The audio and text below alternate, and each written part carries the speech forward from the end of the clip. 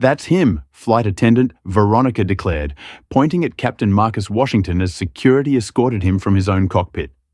Publicly humiliated and accused of being a fraud, the 20-year veteran pilot maintained a soldier's composure. Veronica smirked, certain she had successfully removed another diversity hire. What she couldn't possibly know was that Marcus wasn't just any pilot. He was a decorated war hero who had once saved the life of his passenger, a man who was now General James Richardson, chairman of the Joint Chiefs of Staff. And Marcus was about to make his one phone call. Who was on the other end of that life-changing call? Before we begin this shocking story, let us know where you're watching from in the comments. And if you believe in justice and equal treatment for everyone, regardless of race, hit that like and subscribe button to stay updated on more powerful stories that expose the truth. Captain Marcus Washington arrived at Denver International Airport 3 hours before his scheduled departure to Boston, just as he had done for the past 15 years with Sky Nation Airlines. The early March morning carried a sharp chill. But Marcus walked with the confident stride of a man who had earned his place in one of America's most exclusive fraternities. As one of only 73 black commercial airline captains in the entire country, Marcus knew his presence in the cockpit remained an anomaly, a statistical outlier in an industry still dominated by white men. At 44, Marcus carried himself with military precision, a habit ingrained during his distinguished career at the Air Force Academy and subsequent years flying combat missions over hostile territories. His spotless record included over 12,000 flight hours and numerous commendations. Passengers and crew alike usually felt an immediate sense of security knowing Captain Washington was at the controls. Today, however, something felt different as Marcus entered the crew lounge. His regular co-pilot, Frank Chen, had called in sick with a severe case of food poisoning. The scheduling department had assigned him a replacement named Ryan Miller, a younger white pilot who had been with Sky Nation for only 3 years. "Captain Washington, I'm Ryan Miller, your first officer today." The young man extended his hand with a friendly smile. "I've heard great things about you. Some of the guys say you can land in conditions that would make other pilots abort." Marcus shook Ryan's hand firmly. "Let's hope we don't have to test that reputation today." He offered a warm smile, appreciating the seemingly genuine respect.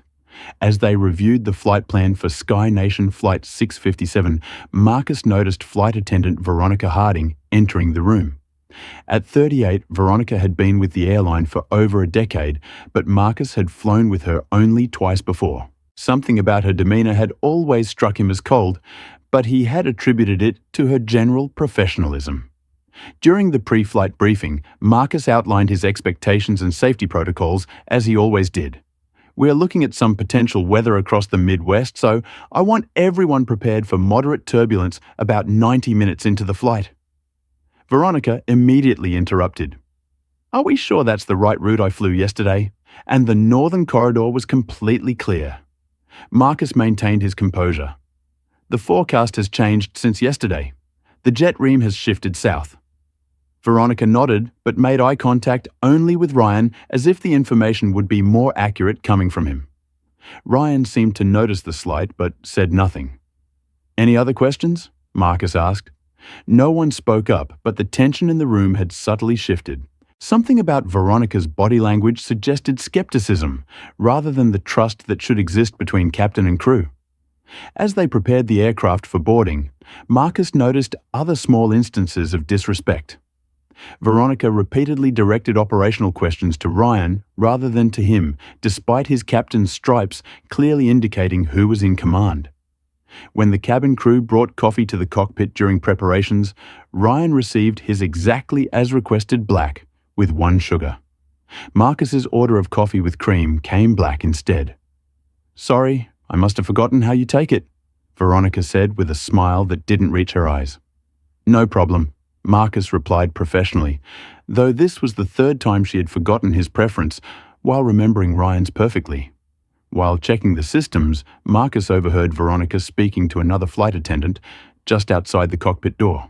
They didn't realize how their voices carried through the partially open door. I always get uncomfortable when they put these affirmative action hires in the captain's seat, Veronica said in a hushed tone.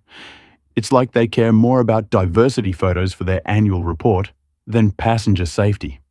The other flight attendant response was inaudible, but Veronica continued, I'm sure he's qualified on paper, but don't you wonder if they lowered the standards? Marcus felt the familiar weight he had carried throughout his career. The constant need to be twice as good, twice as professional, twice as perfect as his white counterparts. One mistake would not be seen as a human error, but as confirmation of incompetence, proof that he didn't belong.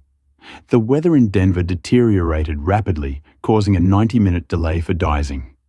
The terminal grew crowded with frustrated passengers and tension increased as connecting flights were missed.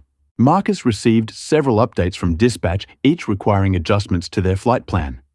As he worked through the revised calculations, his phone vibrated with a text from Harold Jenkins, his longtime mentor and the current CEO of Sky Nation. Marcus, be careful today. Hearing about trouble brewing. Watch your back. Marcus stared at the cryptic message, a sense of unease settling over him. In 20 years of flying, Harold had never sent him anything like this before. What exactly was he being warned about? And why today of all days? With the weather delay creating a backlog of departures, Marcus knew that once they were finally cleared, they would need to operate with maximum efficiency. Passenger patience was already wearing thin, and any further delays would only escalate tensions. He reviewed the new routing once more, noting that they would need to fly further south than originally planned to avoid a line of thunderstorms developing across the Midwest. The extra flight time would put some passengers dangerously close to missing even their rebooked connections in Boston. It was the kind of situation that required clear communication and solidarity among the crew. But as Marcus watched Veronica organizing the boarding papers with barely concealed contempt, each time she glanced toward the cockpit, he sensed that crew unity would be the least of his concerns on this flight. Boarding finally commenced nearly 2 hours behind schedule. Marcus stood at the cockpit door greeting passengers with a reassuring smile as they entered the aircraft. Most returned his greeting, appreciative of seeing their captain taking a personal interest in their comfort despite the delay. Veronica, stationed at the front galley, repeatedly undermined him in subtle ways. When an elderly couple expressed concern about the turbulence forecast, Veronica turned toward Ryan, who was checking an instrument panel just inside the cockpit. "Don't worry, our First Officer Miller is excellent in rough weather," she said deliberately, ignoring Marcus standing barely 3 ft away. "He'll make sure we avoid the worst of it." The implication was clear. The co-pilot, not the captain, would be the one ensuring their safety. Ryan looked uncomfortable, but said nothing to correct her mischaracterization. Another passenger, a businesswoman with platinum frequent flyer status, approached Marcus directly. "Captain, do you think we'll make up any time in the air? I have an important meeting in Boston." Before Marcus could answer, Veronica interjected. "Captain Washington's route today actually adds 20 minutes to our flight time, but perhaps that's more cautious given the conditions." Her tone suggested the decision was overly cautious rather than necessary, planting seeds of doubt about Marcus's judgment. The businesswoman glanced between them, picking up on the tension. "I'm sure the captain knows what he's doing," she said, though her confidence had visibly diminished. Marcus maintained his professional demeanor. "We'll do everything possible to make up time once we're at cruising altitude, ma'am. Safety remains our top priority, but I understand the importance of your schedule." As boarding continued, an older white man in first class did a double take upon seeing Marcus's captain insignia. "You're the captain?" he asked with unmistakable surprise. "Yes, sir, for 20 years now," Marcus replied evenly. The man seemed about to say something else when Veronica appeared. "Mr. Donaldson, can I get you settled with a pre-departure beverage? Captain Miller will have us on our way shortly." Marcus corrected her immediately. "I'm Captain Washington. Mr. Miller is our first officer today." "Oh, of course," Veronica said with a theatrical display of embarrassment. "I misspoke. How careless of me, but the damage was done." Mr. Donaldson was now openly staring at Marcus with suspicion, and nearby passengers had overheard the exchange. "Who's really flying this plane?" Marcus overheard the man mutter to his seatmate as he moved back toward the cockpit. During final preparations, Marcus discovered a discrepancy in the flight plan loaded into the aircraft's computer. Someone had altered his carefully calculated route, changing both altitude assignments and waypoints. These modifications would have taken them directly through the weather system he had specifically planned to avoid. Marcus immediately checked the system logs. The changes had been made using Veronica's crew tablet login credentials just 20 minutes earlier, while he had been greeting passengers. When the last passenger was seated, Marcus pulled Veronica aside in the galley. "Ms. Harding, would you explain why you accessed and modified our flight plan without authorization?" Veronica's expression remained neutral. "I simply reviewed it. Captain, if changes were made, it must have been a system error. I was just looking out for passenger safety, making sure we weren't taking an unnecessarily long route. Modifying a captain's flight plan without discussion isn't looking out for safety. It's a serious breach of protocol and potentially dangerous." Ryan had stepped into the galley during this exchange and looked shocked. "The flight plan was altered. I didn't catch that during my system check." "It's been corrected now," Marcus said. "But I need everyone on this crew to follow proper procedures and respect the chain of command." Veronica's smile remained fixed, but her eyes hardened. "Of course, Captain, we all want the same thing, a safe flight for our passengers." As they prepared for pushback, Marcus stepped away briefly to call Cameron Jackson, the Director of Operations, and a trusted friend from his Air Force days. "Cam, something strange is happening on this flight. A flight attendant named Veronica Harding seems to be actively undermining my authority, even modifying my flight plan." Veronica Harding. Cameron's voice registered immediate concern. Marcus tread carefully there. "Her uncle is Walter Preston on the board of directors. She's got connections you don't want to mess with. So I'm supposed to ignore safety violations because of her family connections? No, but document everything. Don't give her any ammunition to use against you." There have been rumors about her having issues with certain captains in the past. Certain captains, Marcus immediately understood the euphemism. "Just watch yourself. Follow every procedure to the letter." Cameron paused. "And maybe review your personal records tonight. Make sure everything's in order." The warning only increased Marcus's unease. Why would he need to review his records? What exactly was happening here? As they finally pushed back from the gate, Marcus could feel the tension in the aircraft. The passengers were frustrated from the long delay. And now there was an invisible current of distrust flowing through the cabin, carefully cultivated by a flight attendant who seemed determined to undermine him at every turn. Have you ever experienced someone deliberately undermining your authority at work? Comment number 1. And if you've been in a situation where a colleague tried to make you look incompetent, because of your race or gender, hit that like button. If you believe workplace discrimination should be taken seriously, and subscribe to our channel for more stories about overcoming injustice. But what could possibly happen next at 30,000 FT that would escalate this situation from uncomfortable to dangerous? What was Veronica really planning, and why had she targeted Captain Washington so deliberately? The stakes were about to get much higher once this aircraft left the ground. 2 hours into the flight, Captain Marcus Washington monitored the weather radar with growing concern. Despite his revised routing, they were approaching a storm system that had intensified beyond forecasts.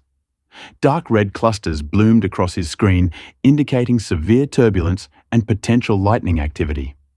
"We need to make another course adjustment," Marcus told Ryan, who nodded in agreement. "Air traffic control. This is Sky Nation 657 requesting deviation 20 degrees south for weather avoidance." After receiving clearance, Marcus made a cabin announcement. "Ladies and gentlemen, this is Captain Washington. We're adjusting our I course to avoid an area of turbulence ahead. Please remain seated with your seatbelts fastened until we've cleared this weather system." He switched off the PA system and began the turn when Veronica burst into the cockpit without the customary knock. "Why are we changing course again?" she demanded. "We're already running late, and now you're adding more delay, Ms. Harding.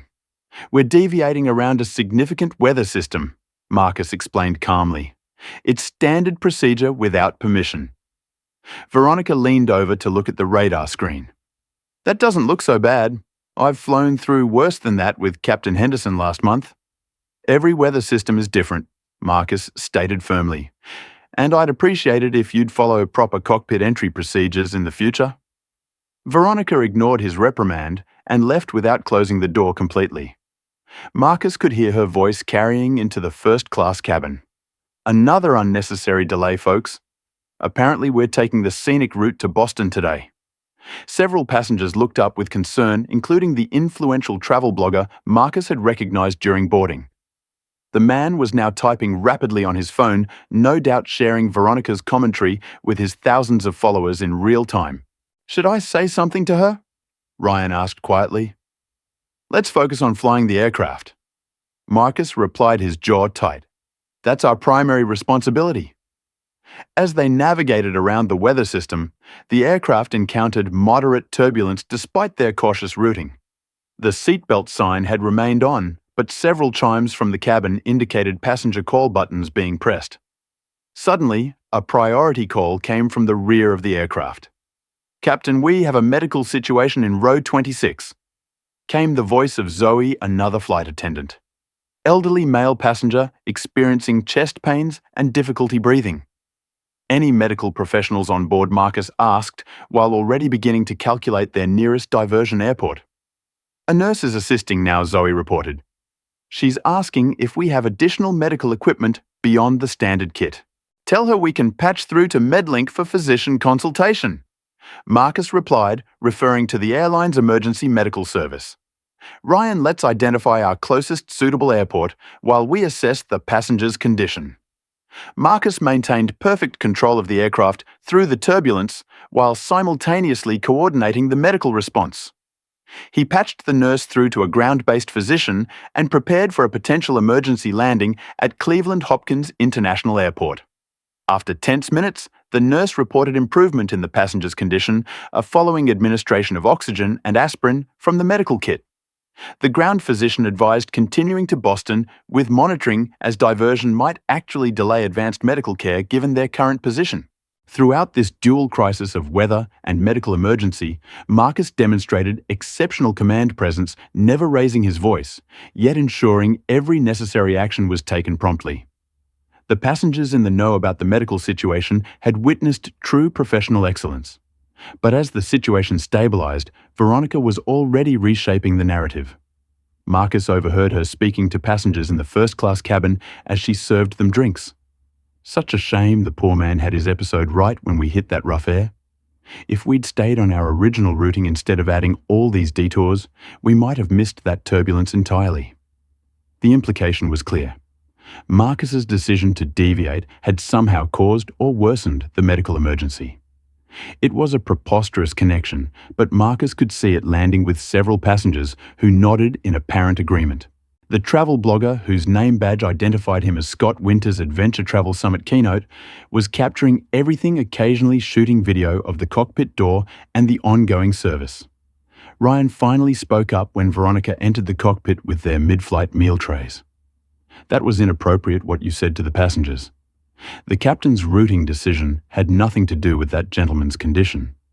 And you know Veronica's smile remained pleasant, but her eyes flashed warning.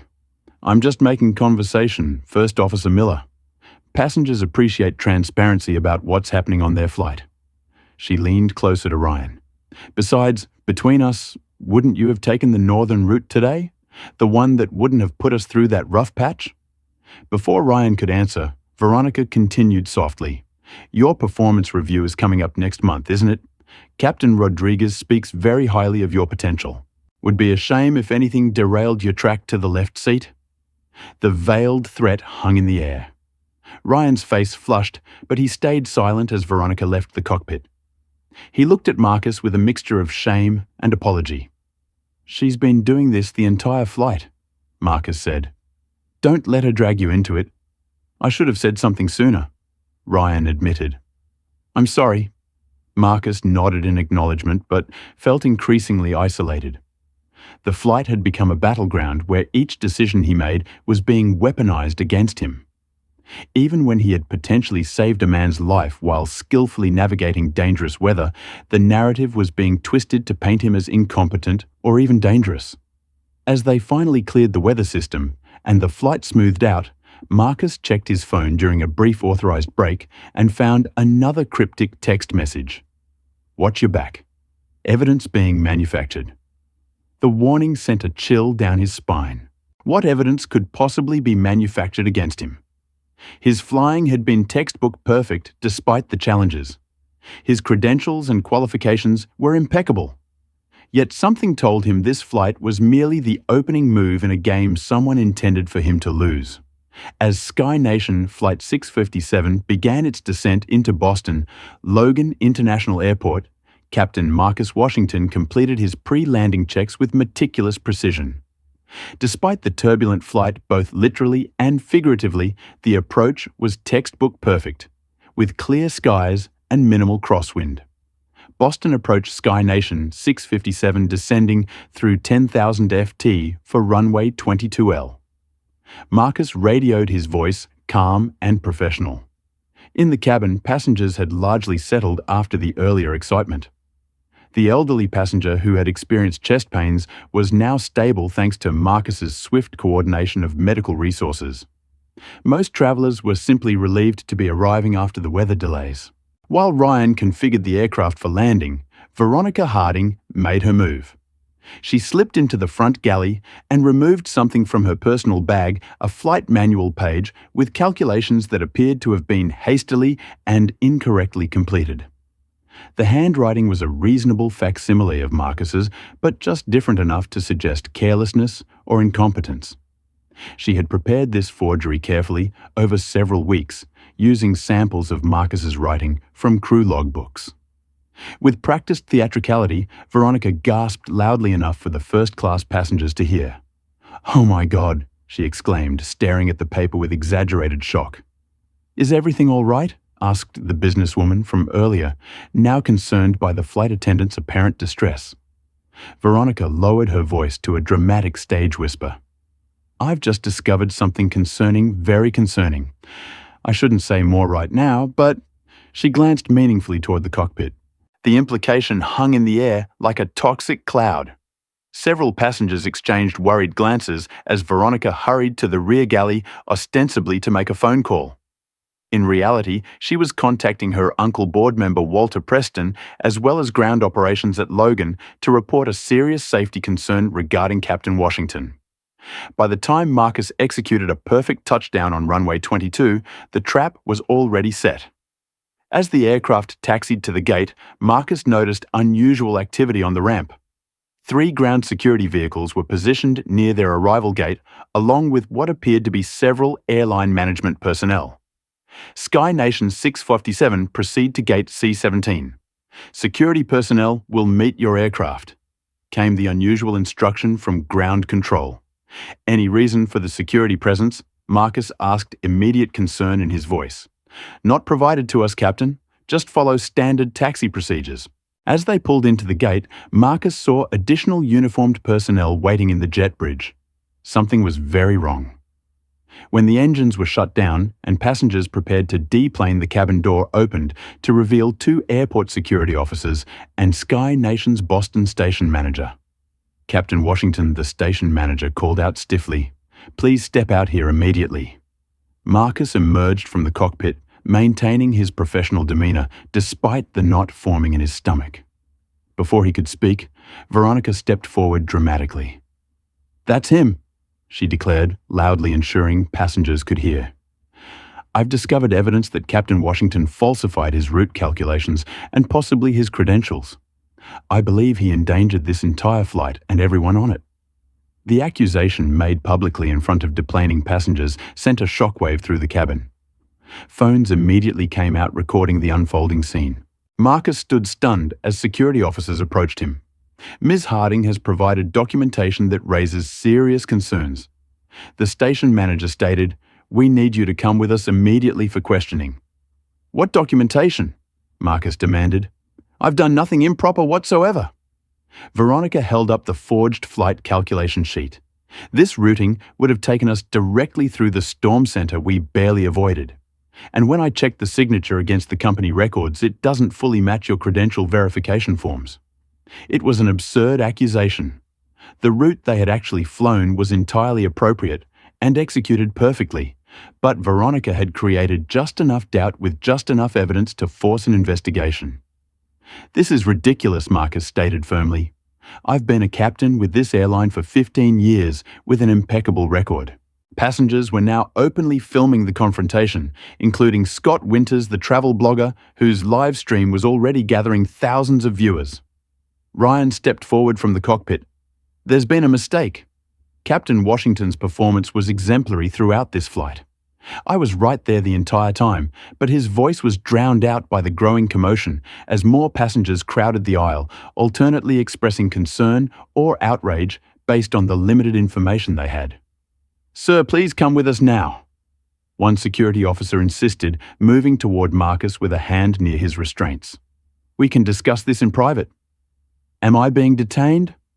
Marcus asked, acutely aware of how this scene would appear on social media. Within minutes, a black man in a position of authority being publicly challenged and removed. "Just come with us, sir," the officer repeated, now grasping Marcus's arm. The other officer moved to take Marcus's pilot credentials and identification. "We'll need to verify these." As Marcus was escorted through the terminal with security flanking him, passengers continued filming. Veronica followed at a distance, her face a mask of concern that barely concealed her satisfaction. Her phone buzzed with a text from her uncle. "Well done. This ends today." Marcus maintained his composure despite the public humiliation. 20 years of navigating systemic racism had taught him that displaying any emotion, especially justified anger, would only be used against him. So he walked tall and straight, even as whispers of fake pilot and security threat rippled through the terminal. Behind him, Ryan was attempting to explain to the station manager that something was very wrong with the accusation, but he was being systematically ignored. The decision had already been made. Captain Marcus Washington was guilty until proven innocent, and perhaps not even then. And as they approached the security office, Marcus caught a glimpse of a television in an airport bar. Breaking news ticker. Airline captain removed from flight after safety concerns. His face was already on the screen, his reputation being destroyed in real time based on nothing but a flight attendant's fabricated claim. How could one phone call possibly fix this now, and who could have enough power to counter the systematic dismantling of a distinguished career built over decades of excellence? The answers would soon shock everyone involved in this rapidly escalating situation. Marcus Washington sat alone in a small windowless room within the airport security complex. The stark fluorescent lighting cast harsh shadows across the metal table where his captain's credentials and phone had been placed just out of reach. For a man who had commanded aircraft worth hundreds of millions of dollars just an hour earlier, being treated like a common criminal was both shocking and infuriatingly familiar. "Wait here," the security officer named Dennis had instructed before locking the door from the outside. That had been 45 minutes ago, a deliberate tactic Marcus recognized from his military training on interrogation techniques. Make them wait, let anxiety build, break down their composure before questioning begins. But Marcus wouldn't break easily. Too much was at stake. Finally, the door opened to reveal Officer Dennis accompanied by a Sky Nation representative. Marcus didn't recognize another security official who positioned himself silently in the corner. Captain Washington, the Sky Nation representative, began emphasizing his title with barely disguised skepticism. "I'm Thomas Barrett, Legal Compliance Manager for the Northeast region. We need to discuss the serious allegations made by Senior Flight Attendant Harding." Marcus sat up straighter. "I'd like to contact Sky Nation's Operations Center first. This entire situation is based on fabricated evidence." Barrett exchanged glances with Officer Dennison. "That won't be possible right now.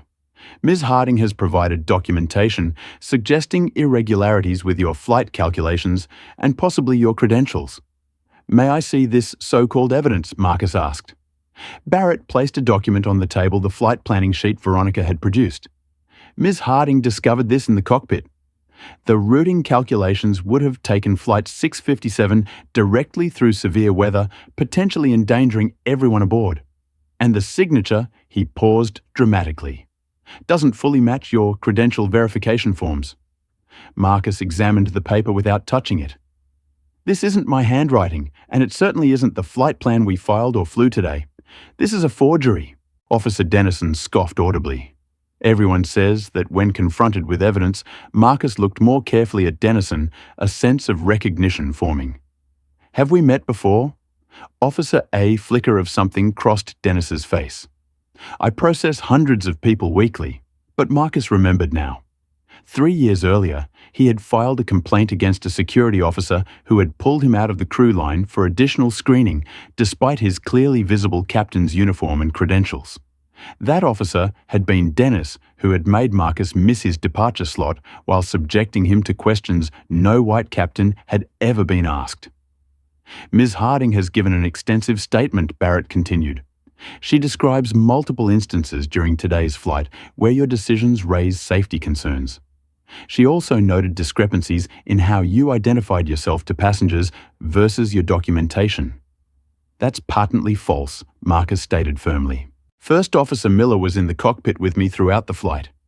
He can confirm that every decision I made was correct and appropriate, including our weather deviation that likely prevented injuries.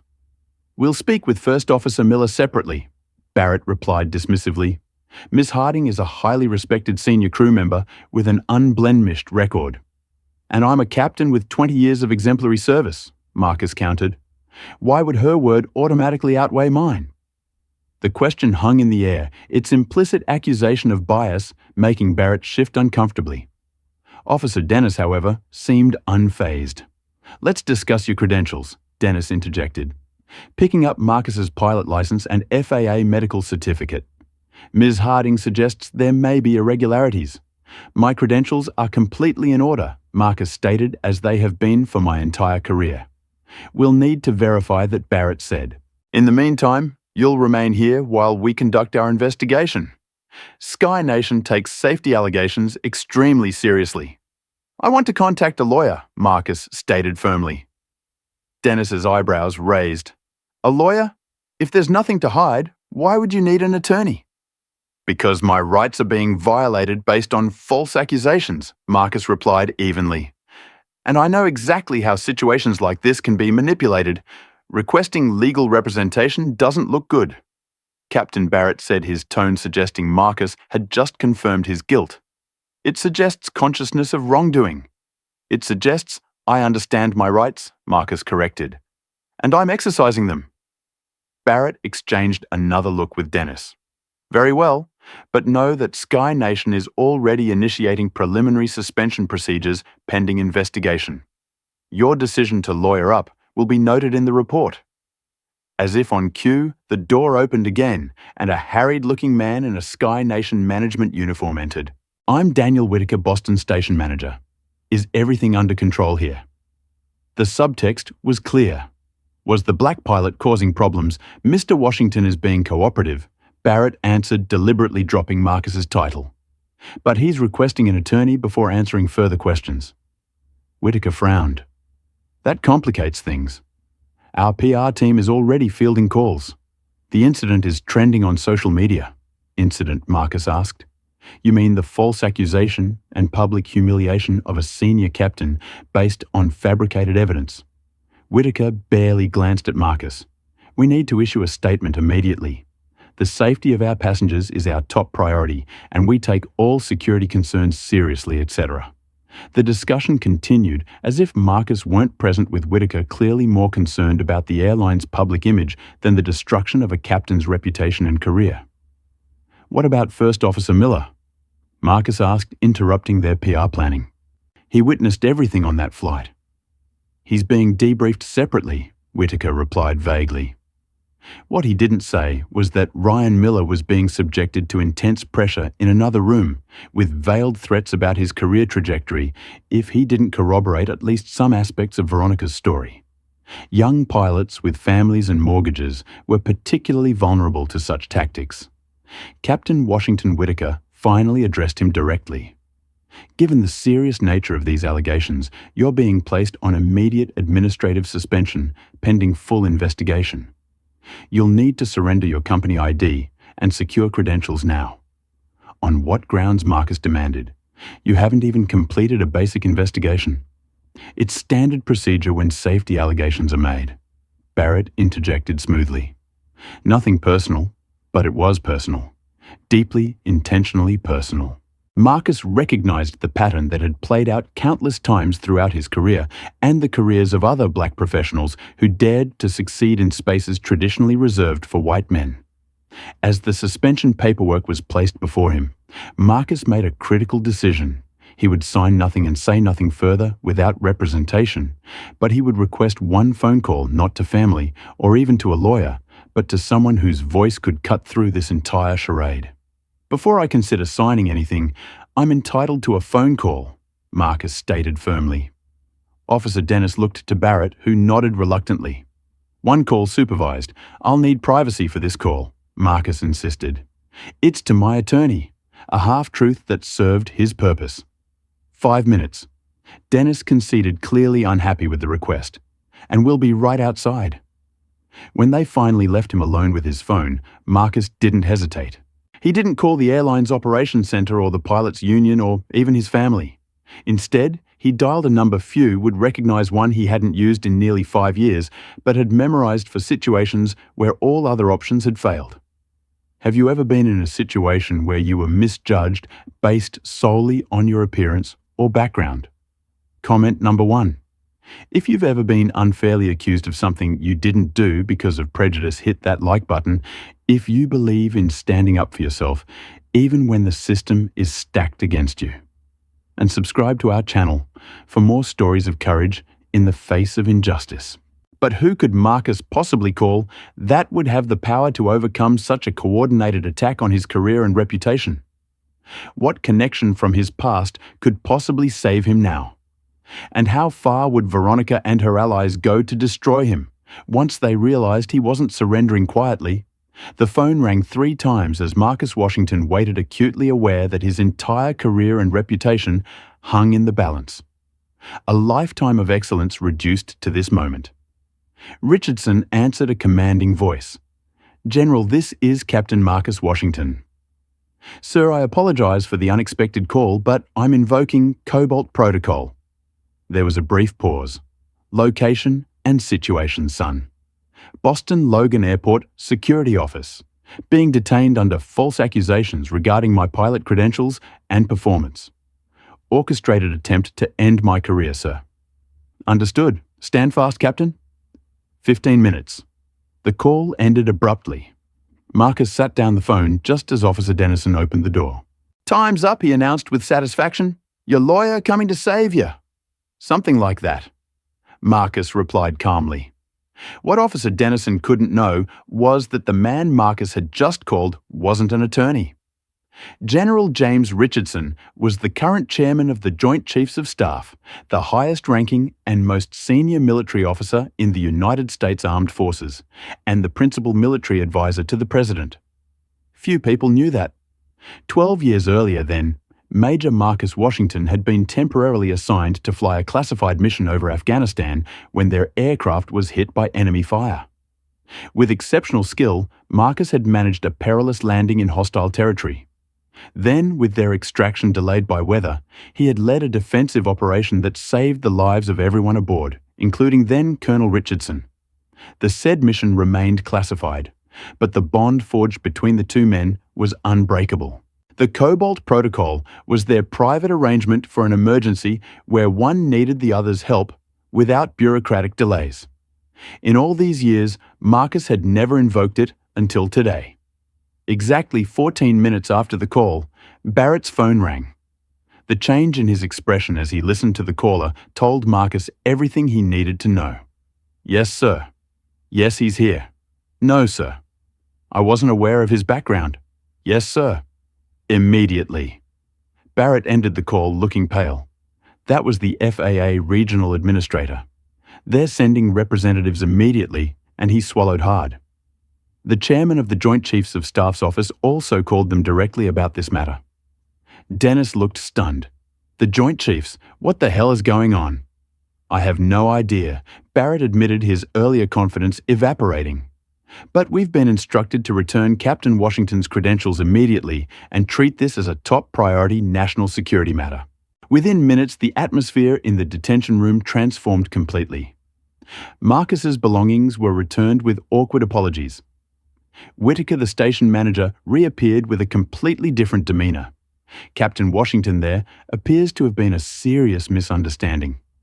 We deeply regret any inconvenience. Inconvenience, Marcus repeated coldly. You publicly removed me from my aircraft, based on fabricated evidence, detained me without cause, threatened my career, and damaged my reputation. That's considerably more than an inconvenience, Mr. Whitaker.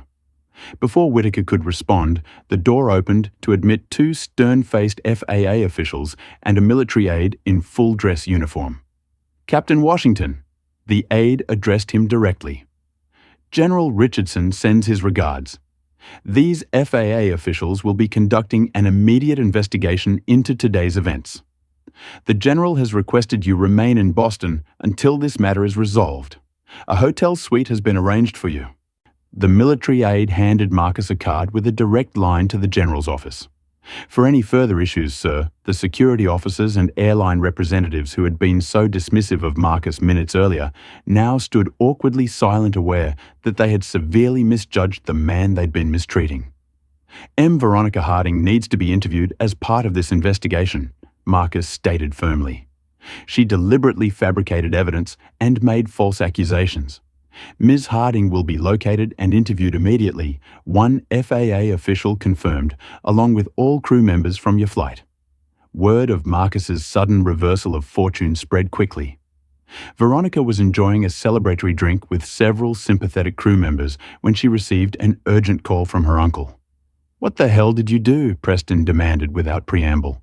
Do you have any idea who Washington is connected to? What are you talking about? Veronica asked her. Triumph fading. Everything went according to plan until he made one phone call to the chairman of the Joint Chiefs of Staff. Preston hissed. The FAA is crawling all over this now, and they're looking for you specifically. Veronica felt the blood drain from her face. That's impossible. He's just a diversity hire. There's no way he has those kinds of connections. Well, he does. Get back to the airport immediately and stick to the story that you genuinely believe there were irregularities. Claim it was a good faith report, not a deliberate fabrication. I'll see what I can do from my end. As Veronica rushed back to the airport, Marcus was being escorted to a luxury hotel suite in downtown Boston. The military aide remained respectfully at his side. The General wishes to express his personal regret that you experienced this situation, sir. He's initiated inquiries at several levels. Please thank the General for his quick response, Marcus replied. His intervention was perfectly timed. Once alone in his suite, Marcus finally allowed himself a moment to process the day's events. The relief of his immediate vindication was tempered by the knowledge that someone had orchestrated a sophisticated attempt to destroy his career. This wasn't just Veronica acting alone. The coordination suggested a deeper conspiracy. He tried calling Ryan Miller, but received no answer. Was the young first officer still being pressured by Sky Nation management, or had he already sided with the stronger political forces within the airline? Marcus began methodically documenting everything that had happened during the flight, creating a detailed timeline with specific instances of Veronica's behavior. As he worked, he realized he needed his backup documentation, his personnel file credentials, history, and flight records that he kept securely at home for exactly this type of situation. He called his neighbor in Denver to check on his house and was disturbed to learn troubling news. Marcus, someone broke into your place today, his neighbor reported. I called the police when I saw the door ajar, but whoever did it was already gone. They tossed your home office pretty thoroughly. A chill ran down Marcus's spine. The timing couldn't be coincidental.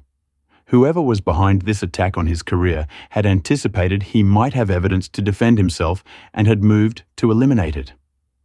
Did the police take a report? Marcus asked. They did, but honestly, they didn't seem too concerned, called it routine burglary. Marcus thanked his neighbor and immediately called hotel security to request additional measures for his suite. Then he contacted the Boston FBI field office to report the suspicious timing of the break-in coinciding with the false accusations.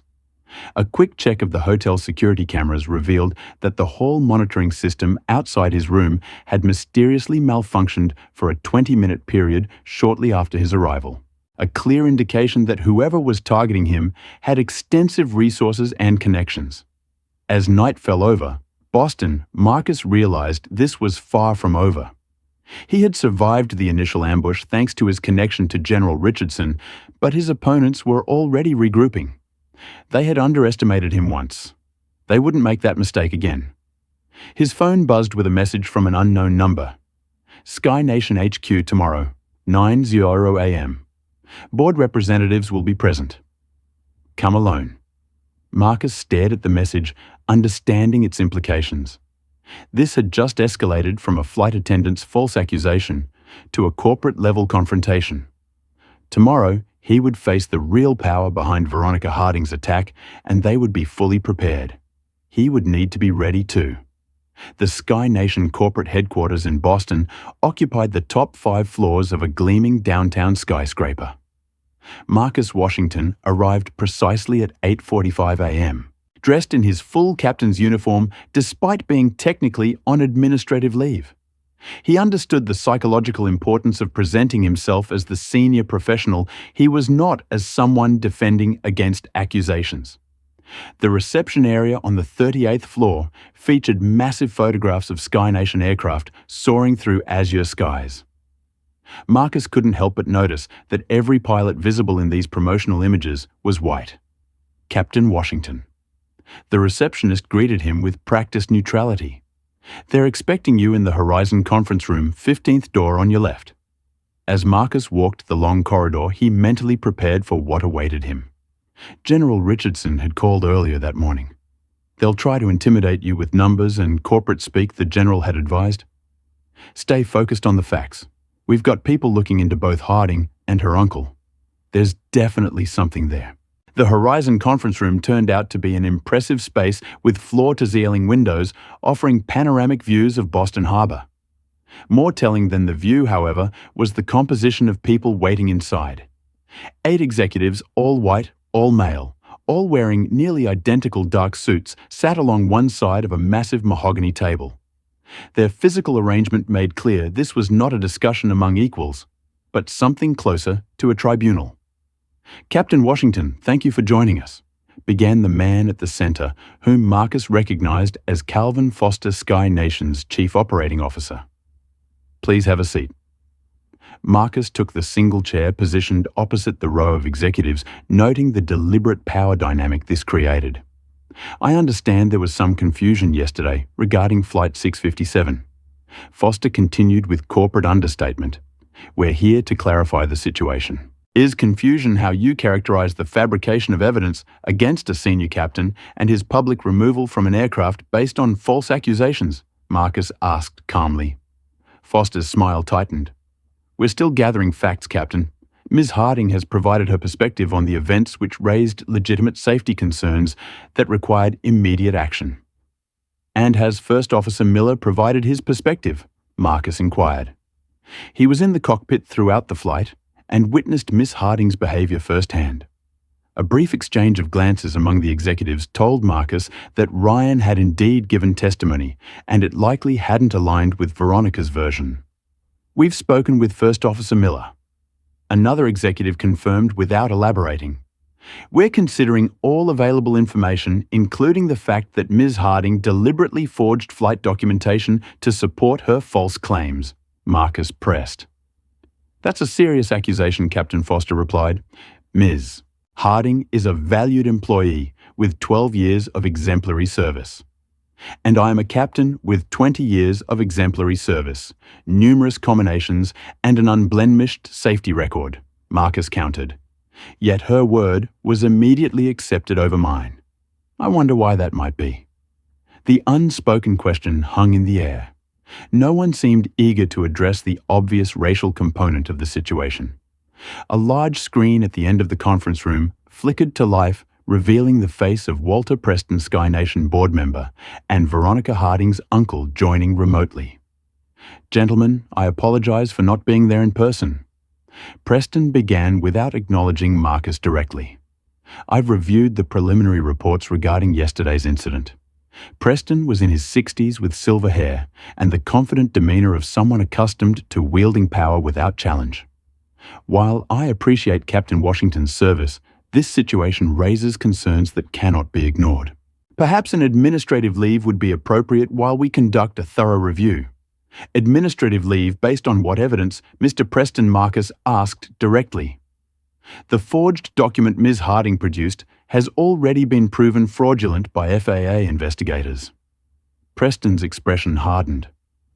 There are broader concerns about judgment and compatibility with Sky Nation's operational culture. Captain, this isn't solely about yesterday's flight. Please elaborate on these broader concerns. Marcus requested maintaining his professional tone while internally noting the coded language often used to push out minority employees. Instead of answering directly, Preston changed tactics. Your military record is certainly impressive, Captain Washington, though one has to wonder if the same accommodations made for diversity initiatives in the armed forces might have influenced your rapid advancement there. The insult was both clear and calculated, questioning whether Marcus's achievements were merit-based or simply the result of affirmative action policies. Several executives shifted uncomfortably, but none challenged Preston's insinuation. My record speaks for itself, Marcus replied evenly. As does my performance over 20 years of commercial aviation. Perhaps we should review the passenger satisfaction ratings for my flights compared to company average. Statistics can be manipulated, Preston dismissed. What concerns me is the pattern of incidents where you've claimed discrimination when faced with standard oversight. Now, Marcus understood their strategy. They were constructing a narrative painting him as someone who played the race card to avoid legitimate scrutiny. It was a classic tactic he'd seen throughout his career, designed to place him on the defensive. Please identify these incidents specifically, Marcus challenged. I'd like to address each one, Foster interjected before Preston could respond. We're getting off track. The purpose of today's meeting is to determine next steps regarding Flight 657. Our suggestion of administrative leave with pay is quite generous under the circumstances. Generous, Marcus repeated. You're suggesting I accept punishment for allegations already proven false. It's standard procedure, not punishment, another executive insisted.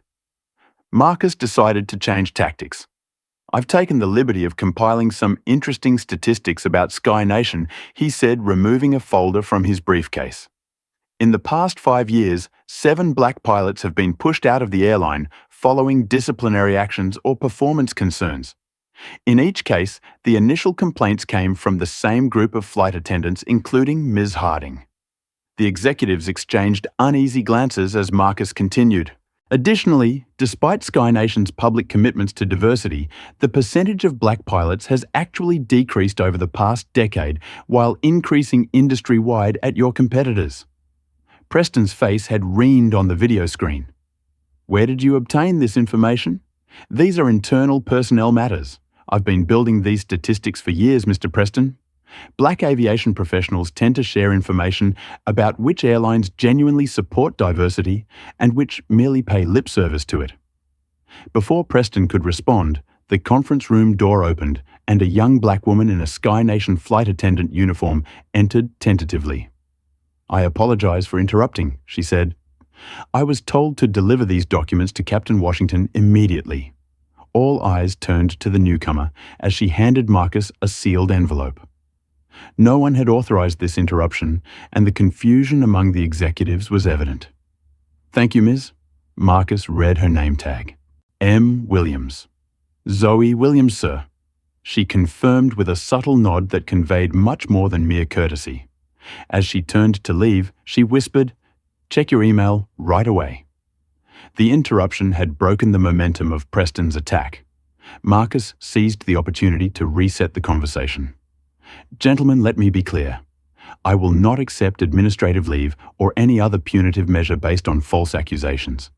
The FAA is already investigating Miss Harding's actions, and I've filed formal complaints regarding yesterday's events. Are you threatening this airline? Captain Preston demanded. I'm stating facts, Mr. Preston. Facts supported by evidence unlike the accusations against me.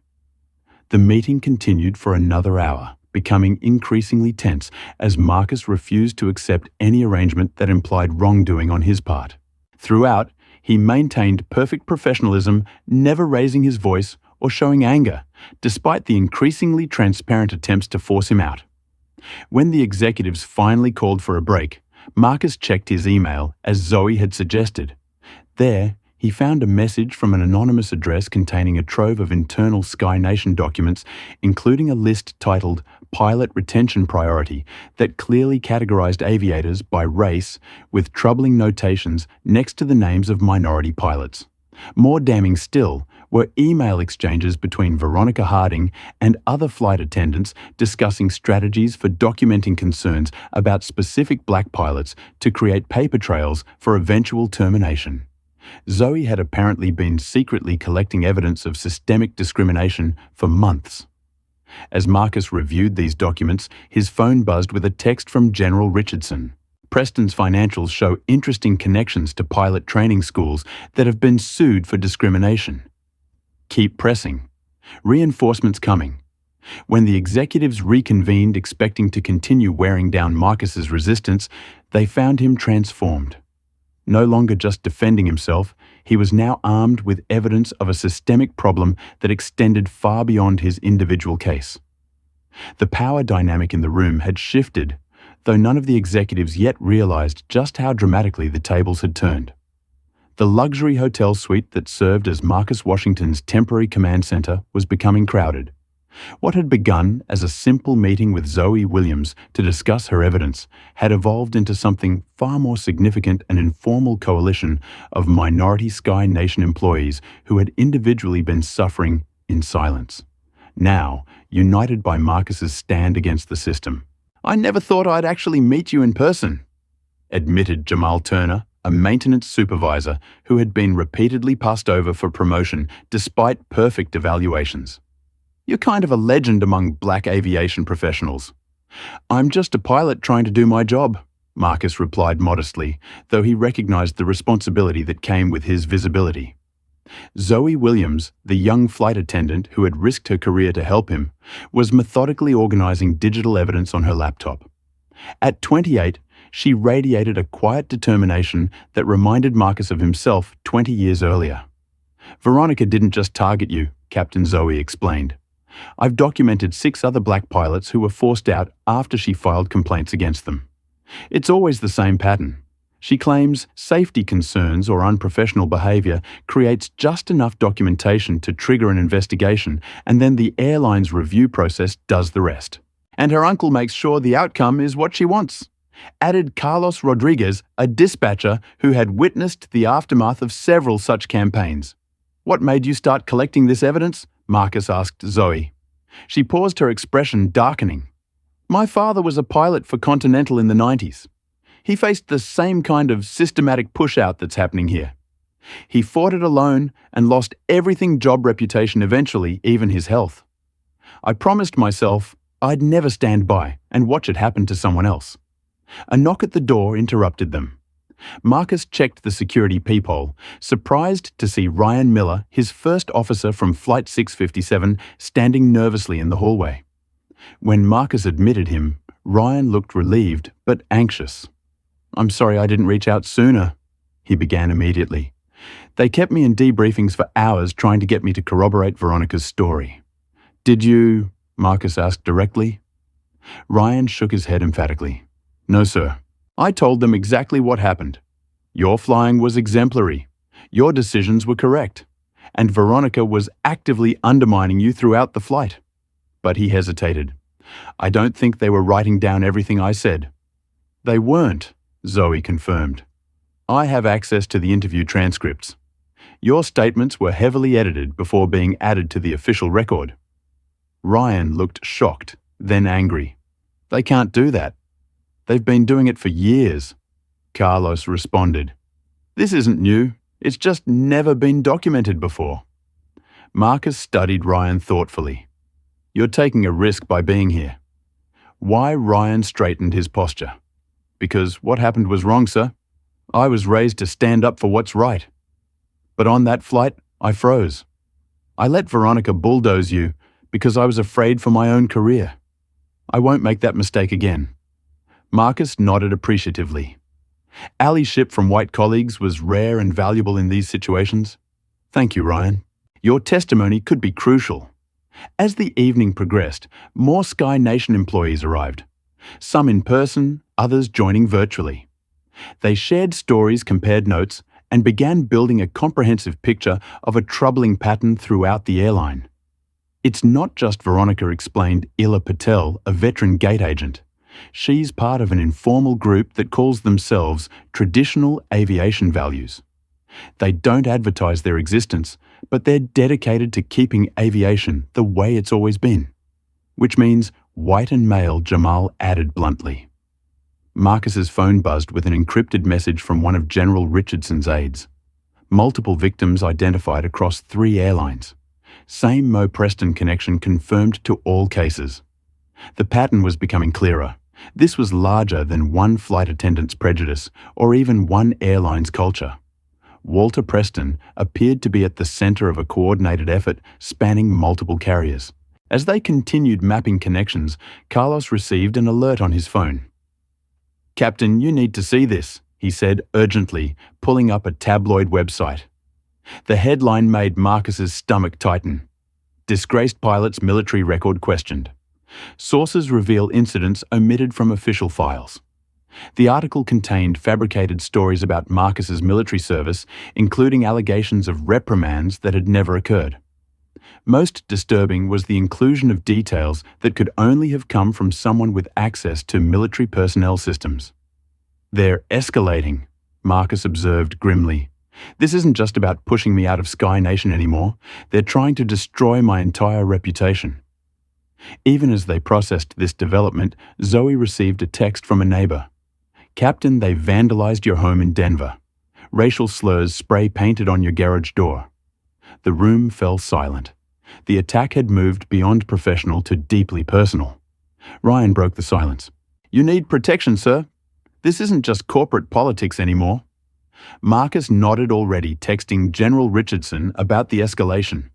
Within minutes, his phone rang with a Washington, D.C. area code. "Captain Washington, this is Andrew Phillips, Sky Nation CEO. I understand you've had a rather difficult 48 hours?" Marcus put the call on speaker. "That's one way to describe it, Mr. Phillips. I want to personally assure you that I'm looking into this situation." Phillips continued smoothly. "Discrimination has no place at Sky Nation, and we take these allegations very seriously." The practiced corporate response rang hollow, given the evidence they'd assembled. Marcus noted how Phillips referred to allegations of discrimination, subtly framing the situation as unproven. "I appreciate your concern," Marcus replied carefully. "Will your investigation include Walter Preston's role in targeting minority pilots across multiple airlines?" A telling pause. "I'm not sure what you're referring to, Captain. Mr. Preston is a respected board member with decades of aviation experience. Indeed, including his financial interests in pilot training schools that have systematically excluded minority candidates." Another pause. Longer this time. "I think we should continue this conversation privately, Captain. Perhaps we could meet tomorrow. I'll have my attorney contact your office to arrange it." Marcus responded, ending the call before Phillips could continue fishing for information about what he knew.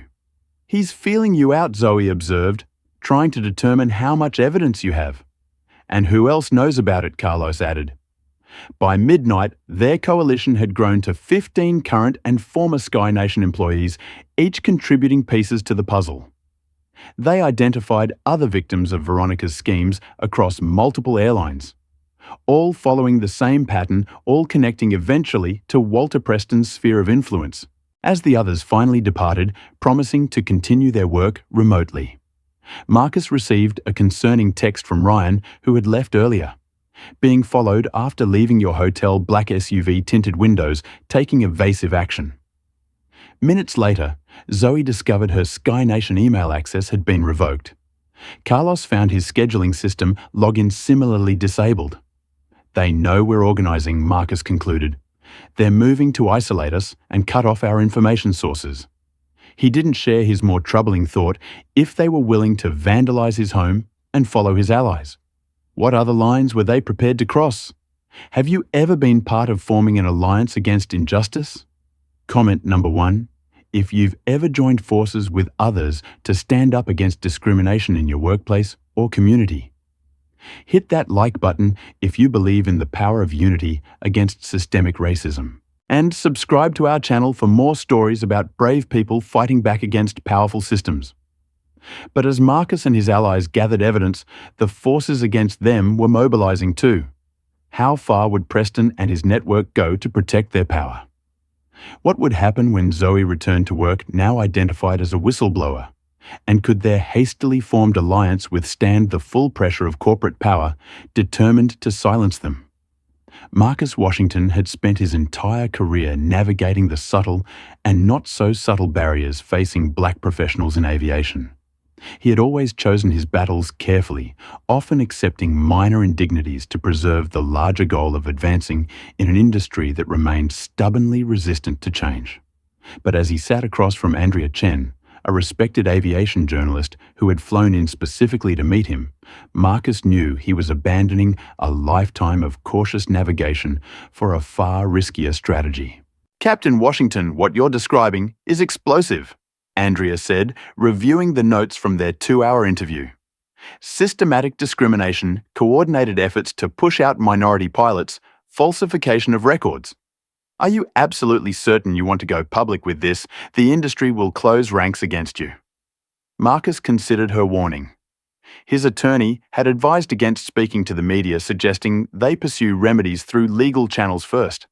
But the vandalism of his home and the surveillance of his allies had convinced him they couldn't afford to wait for the slow grinding of legal processes.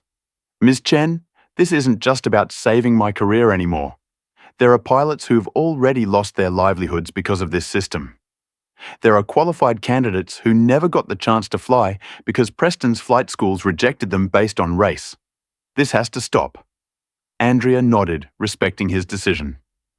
"I'll need to corroborate as much as possible. Other sources' documentation." "You'll have it," Marcus promised. "But my allies are risking their jobs by coming forward. Their identities must be protected."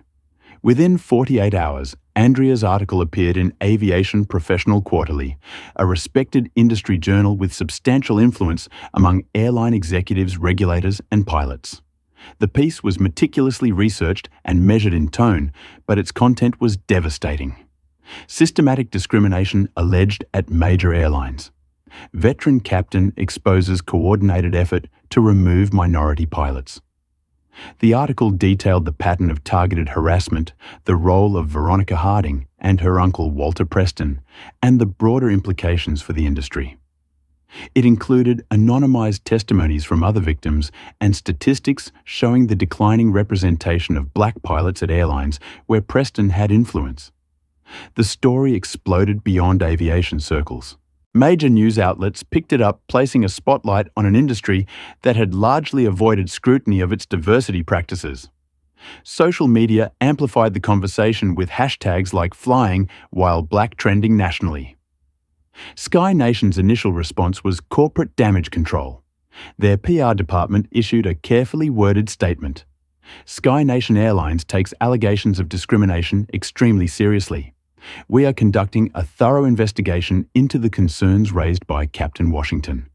Diversity and inclusion are core values at Sky Nation, and we remain committed to maintaining a workplace where all employees are treated with dignity and respect.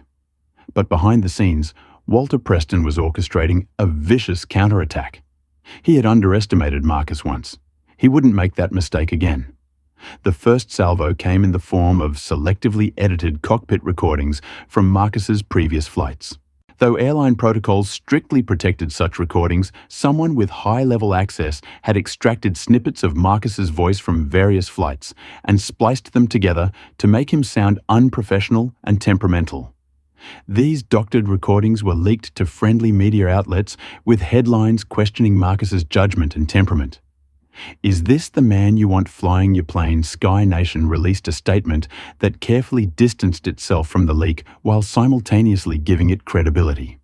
While we cannot comment on the source of these unauthorized recordings, Sky Nation takes all questions about pilot temperament and judgment with the utmost seriousness. Our investigation into all aspects of this situation continues. Marcus recognized the strategy. They were attempting to transform a clear case of racial discrimination into a debate about his personal fitness as a pilot. It was a classic misdirection tactic, shifting focus from systemic issues to individual character. The pressure intensified. Marcus noticed vehicles following him when he left his hotel. His email was hacked with private conversations appearing in selective leaks. Even his financial records were mysteriously accessed, with questions raised about how a pilot could afford his home and investment portfolio, a subtle implication of impropriety that ignored his military pension and 15 years of careful financial planning. Zoe Williams, the young flight attendant who had become his key ally, was suddenly fired for unrelated infractions that hadn't been issues during her 5 years of service. The message was clear. Anyone who stood with Marcus would pay a price. Ryan Miller faced intense pressure too. Sky Nation management called him in for a series of follow-up interviews, each time pushing him to sign a statement contradicting his earlier testimony about Flight 657. They reminded him of his upcoming captain evaluation, his family's medical insurance that depended on his employment, the mortgage he had recently taken on. "You've got a promising future here, Ryan," a senior vice president told him. "Don't throw it away for someone who's on his way out. Just sign the statement saying you weren't in position to observe all interactions between Captain Washington and Ms. Harding. That's all." The pressure campaign expanded to Marcus's other allies. Several found themselves reassigned to less desirable routes or schedules. Others discovered their performance reviews suddenly included negative comments that hadn't been mentioned in their actual evaluations. Public opinion, initially supportive of Marcus, began to waver as Preston's media campaign gained traction. The edited recordings, though obviously manipulated to anyone with aviation experience, created doubt among the general public. Social media debates became increasingly divided, with some questioning why Marcus hadn't raised these concerns earlier if discrimination was so pervasive. Even some of Marcus's initial supporters began to distance themselves, concerned about becoming collateral damage in what was increasingly portrayed as one disgruntled employee's vendetta against his employer rather than a legitimate civil rights issue. General Richardson remained steadfast in his private support, but even he cautioned that his direct involvement had limits. "This is becoming a corporate and civil matter, Marcus. My military authority only extends so far. These people play by different rules." As Marcus's position appeared to weaken, Walter Preston made what he considered a generous offer, conveyed through intermediaries, a substantial financial settlement in exchange for Marcus's resignation and a non-disclosure agreement. The package would ensure Marcus would never need to work again, provided he agreed to drop all allegations and admit to misunderstandings regarding his accusations of discrimination. "Take the money and disappear," was the unspoken message. "Or we'll make sure you leave with nothing." For a moment, Marcus considered it. The toll of the fight was wearing on him physically and emotionally. The constant stress, the invasion of his privacy, the damage to relationships with colleagues he'd once considered friends. All of it made the settlement offer tempting. He could walk away, financially secure, perhaps find another career outside aviation. But then he remembered Zoe's father, who had fought alone and lost everything. He thought of the pilots who had already been pushed out their careers, destroyed by the same tactics now being used against him. He recalled the racial slurs spray-painted on his garage door, a visceral reminder of what this fight was really about. The settlement offer wasn't generosity. It was an attempt to purchase his silence to maintain a system that had been destroying careers and limiting opportunities for decades. Accepting it would mean everyone who had stood with him had risked their livelihoods for nothing. Marcus sent his response through his attorney. Captain Washington rejects any settlement that includes a non-disclosure provision or requires him to withdraw his allegations. The truth is not negotiable. Preston's response was immediate and ruthless. The next day, Marcus received notice that his pilot's license had been temporarily suspended pending a psychological evaluation regarding his fitness to command an aircraft, a power move that required significant influence within the FAA. The message was clear. Preston would use every connection, every lever of power, every dirty trick to ensure Marcus Washington never flew commercially again. What had begun as one flight attendant's false accusation had escalated into an all-out war. With Marcus's entire career and reputation hanging in the balance, and as his allies began to distance themselves under mounting pressure, it appeared the forces aligned against him might finally achieve their goal. But they had made one critical miscalculation. They assumed Marcus was fighting merely to save his own career, when in reality, he was fighting for something much larger, a reckoning that was long overdue. The suspension of his pilot's license should have been Marcus Washington's breaking point. Without it, he couldn't fly for any airline, rendering his experience and seniority effectively worthless. The psychological evaluation order was particularly insidious, a common tactic used against whistleblowers in various industries designed to discredit them by suggesting mental instability. Yet instead of crushing his spirit, this latest attack only reinforced Marcus's determination. He had expected escalation. Now he knew exactly how far Preston and his allies would go. In his hotel suite, now serving as both sanctuary and command center, Marcus continued building his case with the allies who remained loyal. Their numbers had dwindled as pressure mounted, but those who stayed were fully committed. Captain Washington. The voice came from the hotel room phone rather than his cell. This is front desk security. There's someone here insisting on speaking with you. He won't give his name, but says it's regarding Sky Nation IT systems. Should I send him up? Marcus exercised caution. No, tell him I'll meet him in the hotel lobby.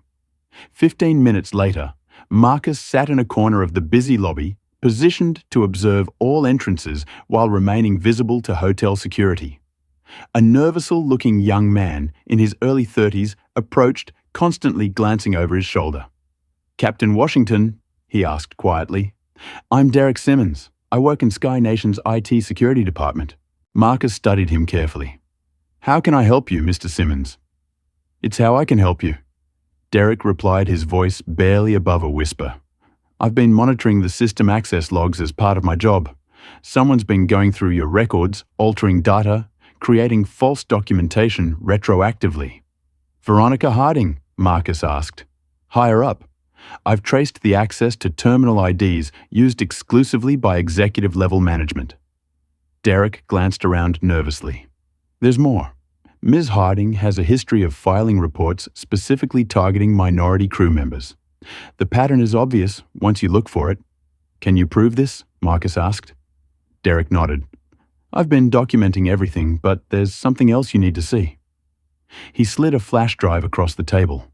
Deleted emails between Harding and her uncle. They were removed from the server, but our backup system retained copies. They explicitly discuss efforts to maintain traditional standards in pilot hiring and promotion. Marcus stared at the flash drive. "Why are you helping me?" "You're risking your job." Derek's expression hardened.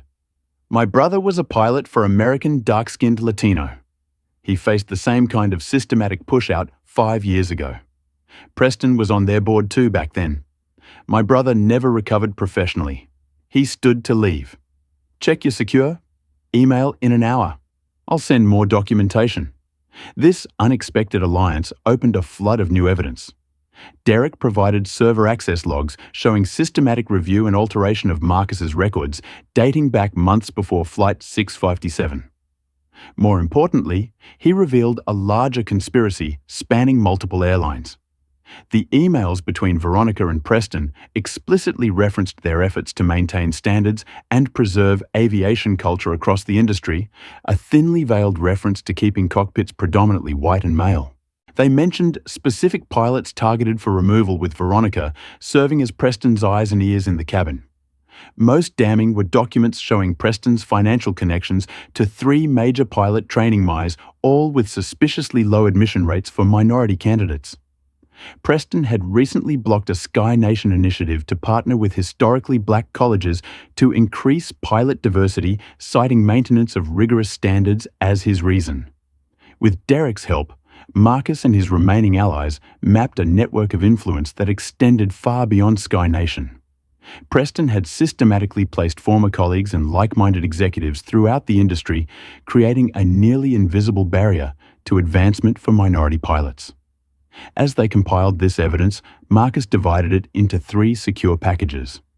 One for his attorney, one for Andrea Chen, the journalist, and one for the Department of Transportation's Office of Civil Rights. Each contained enough evidence to launch investigations, but not the complete picture, ensuring the information would survive even if one package was intercepted. What Marcus didn't know was that Preston had already learned of the IT security breach. Within hours of Derek's meeting with Marcus, Preston's network had identified the source of the leak. Derek was fired, immediately escorted from Sky Nation headquarters by security, while colleagues watched in stunned silence. His company devices were confiscated, and a team of lawyers presented him with threatening legal documents alleging violation of confidentiality agreements and theft of proprietary information. Preston moved quickly to contain the damage. Through his connections, he arranged for a federal judge to issue a temporary restraining order against Marcus, prohibiting him from disseminating confidential Sky Nation information. The order was delivered to Marcus's hotel, along with papers threatening prosecution under various computer fraud and corporate espionage statutes. Simultaneously, Sky Nation's legal department sent cease and desist letters to Andrea Chen and her publication, claiming her previous article contained false and defamatory information and threatening ruinous litigation if she published any follow-up pieces. The airline's HR department contacted every employee known to have communicated with Marcus, reminding them of their confidentiality obligations and the legal consequences of violating them. The message was clear. Anyone sharing information would face immediate termination and possible legal action. Most distressing to Marcus was the notification that his pilot's license suspension had been extended, with the evaluation requirements expanded to include additional psychiatric assessments. The FAA letter, clearly influenced by Preston's connections, cited concerns about judgment and decision-making capacity under pressure. That evening, as Marcus reviewed the legal threats with his attorney, he received a series of text messages from his allies. Zoe had been served with legal papers at her home. Ryan Miller had been placed on administrative leave pending investigation of documentation irregularities. Carlos from Dispatch had found his access cards deactivated when he arrived for his shift. One by one, Preston was neutralizing everyone connected to Marcus's case. The evidence they had gathered, while compelling, would be useless if no one remained willing or able to testify about it. Marcus's attorney delivered the harsh reality. They're using their corporate resources to bury you in legal proceedings. Even with pro bono representation, you're facing years of litigation. Most of your witnesses are being intimidated into silence. Without them, documents alone won't be enough. For the first time since this ordeal began, Marcus felt the full weight of what he was up against. It wasn't just one airline or one executive. It was an entrenched system with decades of practice in protecting itself. Preston had the resources to drag legal proceedings out indefinitely, depleting Marcus's finances and resolve. As night fell over Boston, Marcus stood at his hotel window, looking out at the city lights. His allies were being picked off one by one. His professional credentials were under attack. Legal threats mounted daily. The system was closing ranks, demonstrating exactly why discrimination had persisted for so long in the industry. No one could withstand the combined pressure of corporate power, regulatory influence, and legal intimidation. All appeared lost as even Marcus's most committed allies began to distance themselves, not out of disloyalty, but out of self-preservation. Families needed to be supported, mortgages paid, careers salvaged from the wreckage of Preston's retribution campaign. Marcus Washington, who had navigated hostile airspace in military combat zones, now found himself in a different kind of battle zone, one where the enemies were invisible, the rules constantly changing, and victories seemingly impossible.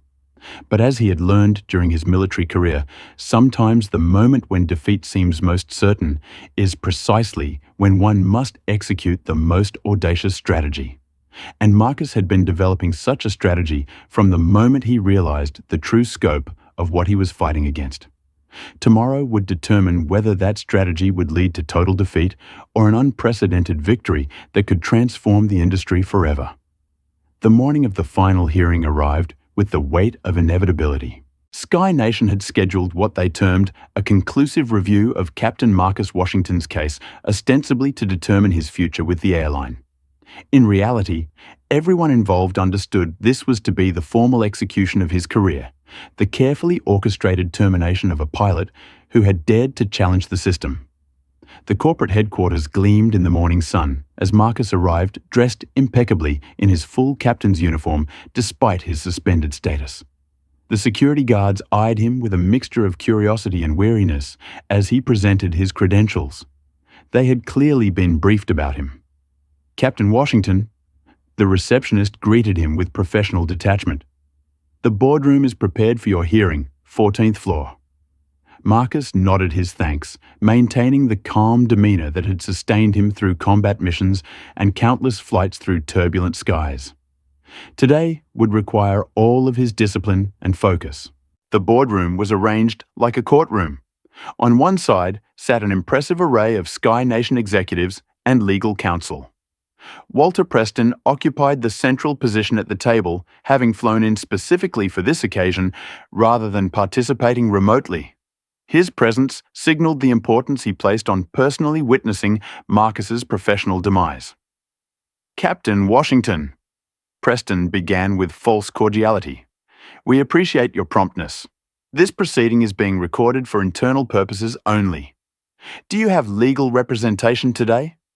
"I represent myself," Marcus replied evenly, taking his seat at the solitary table positioned across from the corporate fins. Preston raised an eyebrow but continued, "As you know, this hearing will determine your employment status with Sky Nation following numerous concerning incidents culminating in the events of Flight 657. Marcus noted the plural incidents, a continuation of their strategy to paint him as a problematic employee rather than addressing the specific false accusations from that flight. For clarity, Preston continued, "We'll begin with testimony from Senior Flight Attendant Veronica Harding regarding her observations during Flight 657 and previous flights with Captain Washington." On cue, Veronica entered the room dressed conservatively in her uniform. She carried a portfolio of documents and wore an expression of practiced professionalism tinged with what appeared to be reluctance, as if she were an unwilling participant forced by conscience to testify. "Miss Harding, please describe the events that caused you concern during Flight 657. Preston prompted. Veronica launched into her carefully rehearsed narrative describing Marcus as agitated, defensive, and erratic during the flight.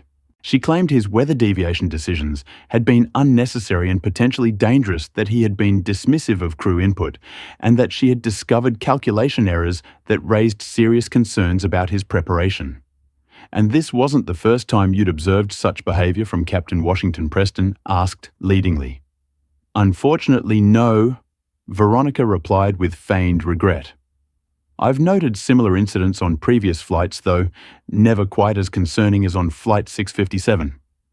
Marcus observed her performance with clinical detachment. The lies were expected. What interested him more was the body language of the executives. Most avoided eye contact with him, focusing instead on their notes or on Veronica. Only Preston watched him directly, a slight smile playing at the corners of his mouth. The smile of a man who believed victory was assured. As Veronica continued her testimony, occasionally referencing documents from her portfolio, Marcus's phone vibrated silently in his pocket. A single text message from an unknown number in position. The timing was perfect. Veronica had just claimed under oath that she had never targeted other minority pilots with similar accusations. A direct lie, contradicted by the evidence Marcus had gathered. "Do you have questions for Miss Harding?" Captain Washington Preston finally asked, clearly expecting either an emotional outburst or futile denials. "Just one," Marcus replied calmly. "Ms. Harding, are you aware that this entire proceeding is being monitored by federal investigators from the Department of Transportation's Office of Inspector General as part of an active investigation into discriminatory practices at Sky Nation Airlines?" The room froze. Veronica's composure cracked visibly as her eyes darted to her uncle. "That's absurd," Preston declared, though a hint of uncertainty had entered his voice. "This is a private corporate disciplinary proceeding." "Is it?" Marcus asked, standing to his full height. "Because for the past 3 weeks, I've been working directly with federal transportation investigators, building a case about systematic discrimination against minority pilots. Everything said in this room today is being recorded as evidence in that investigation. It was a calculated risk." While Marcus had indeed filed complaints with federal authorities and had been in contact with investigators, he had deliberately implied their involvement was more advanced than it actually was. He watched Preston and Veronica carefully waiting for their reaction. The executive nearest Preston leaned over to whisper urgently in his ear. Veronica's hands trembled slightly as she shuffled her papers. "If there is some kind of investigation, which I doubt," Preston said carefully, "it's irrelevant to today's proceeding, which concerns your specific conduct and violations of company policy." Marcus pressed forward. "Ms. Harding, you just testified under oath that you've never targeted other minority pilots with similar accusations. Would you like to amend that statement before I present documentation of the 6 previous black pilots whose careers you helped end with nearly identical tactics?" Veronica polled, visibly.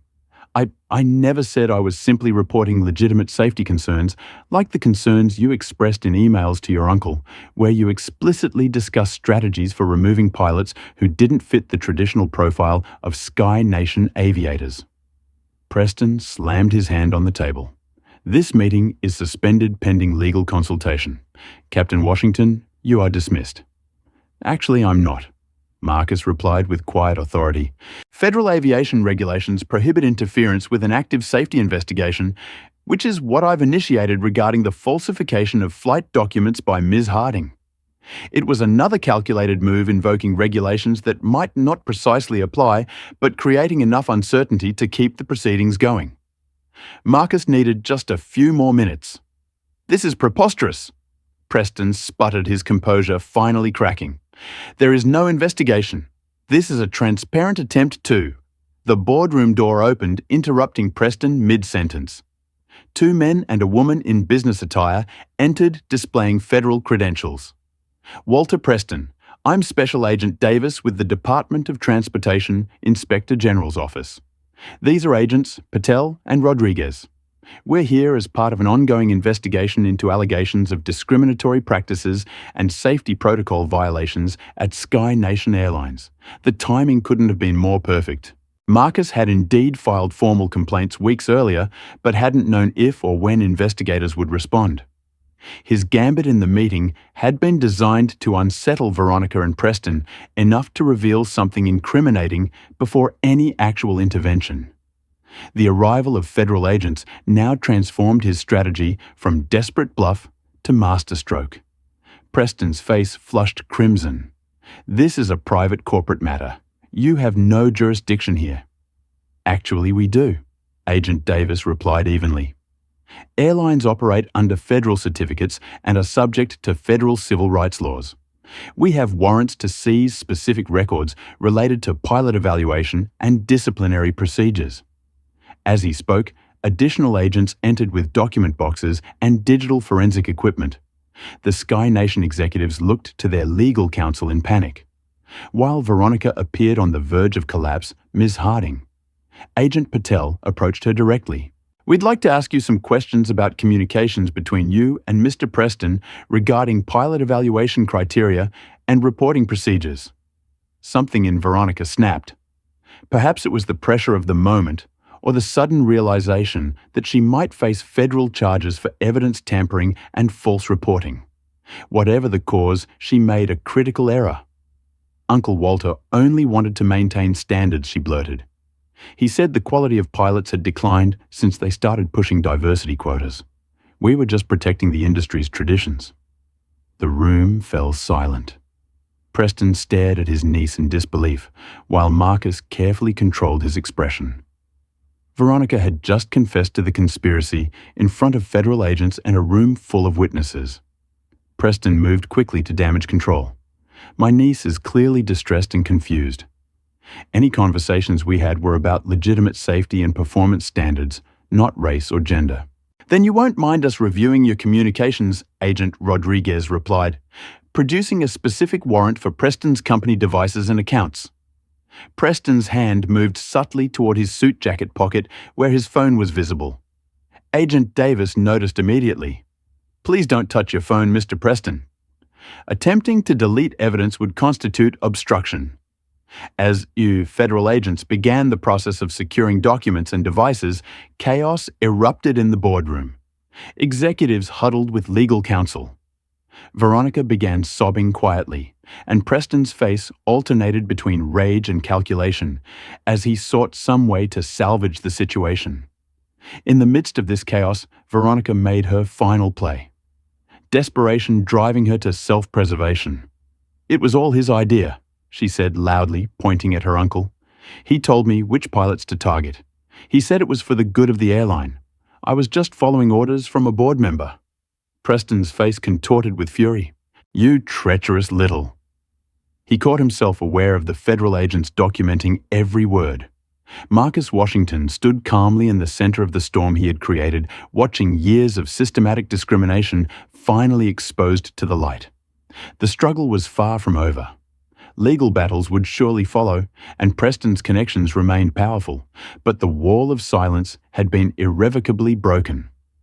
As Agent Davis approached to take his formal statement, Marcus caught a glimpse of Ryan Miller standing just outside the boardroom door, witnessing the unfolding scene. Their eyes met briefly, and Ryan gave a slight nod of respect, a silent acknowledgement of the courage it had taken to stand against a system designed to crush individual resistance. Whatever happened next, nothing in commercial aviation would be quite the same again. 3 months later, Captain Marcus Washington stood in the cockpit of Sky Nation Flight 1023, completing his pre-flight checks with the same meticulous attention to detail that had characterized his 20-year career. Outside the flight deck, Windows ground crews prepared the Boeing 787 for its journey from Boston to San Francisco. While inside the cabin, passengers settled into their seats, unaware of the historic significance of this particular departure. This was Marcus's first flight as captain since the events surrounding Flight 657, an ordeal that had transformed not just his own career, but the landscape of commercial aviation itself. External Power connected APU starting reported First Officer Ryan Miller, who had specifically requested assignment as Marcus's co-pilot for this flight. The young pilot had emerged as an unlikely but steadfast ally throughout the turbulent aftermath of their shared experience. Thank you, Ryan. Marcus acknowledged, his voice carrying the same quiet confidence it always had, despite all he had endured. The Department of Transportation had completed its initial investigation with stunning speed, uncovering evidence far beyond what even Marcus had compiled. Veronica Harding's public accusation against her uncle had opened floodgates, with numerous current and former employees coming forward once they realized federal protection was available. Veronica herself had been fired within days of the boardroom confrontation. Federal charges for evidence tampering and making false statements during a federal investigation were pending, with her attorneys desperately negotiating a plea deal in exchange for testimony against higher-level conspirators. Walter Preston had resigned from Sky Nation's board to focus on personal matters. According to the press release, the reality, as industry insiders knew, was far less dignified. His other business interests were now under scrutiny from multiple federal agencies, with particular focus on his pilot training me's and their history of discriminatory admission practices. Sky Nation Airlines found itself under a consent decree, with the Department of Transportation requiring comprehensive overhaul of its hiring, promotion, and disciplinary procedures. External monitors now reviewed all pilot evaluations and personnel decisions for evidence of bias. While mandatory diversity training had been implemented across all levels of management, most significantly for Marcus personally, he had been not merely reinstated, but promoted to the prestigious position of Chief Pilot for Training and Standards, a role that gave him direct influence over the culture and practices that would shape the airline's future. Captain Washington came a voice from the cabin doorway. A flight attendant he didn't recognize stood with perfect posture, her uniform crisp, and name tag reading Christine Taylor. "Yes, Miss Taylor." Marcus responded, "All passengers are boarded and we're ready for departure." Also, she added, setting a cup on the center console. "Your coffee black with 1 cream, exactly how you like it, Captain." The simple courtesy spoke volumes about the changing culture at Sky Nation. Word had spread throughout the crew network about what Marcus had endured and the reforms his stand had triggered. This small gesture of respect indicated something far more significant than mere politeness.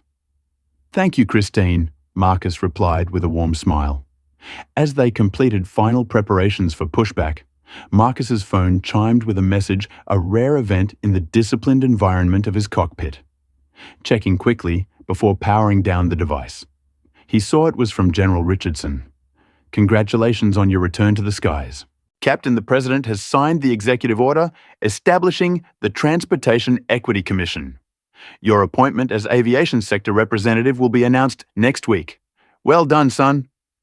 Marcus felt a surge of pride tinged with humility.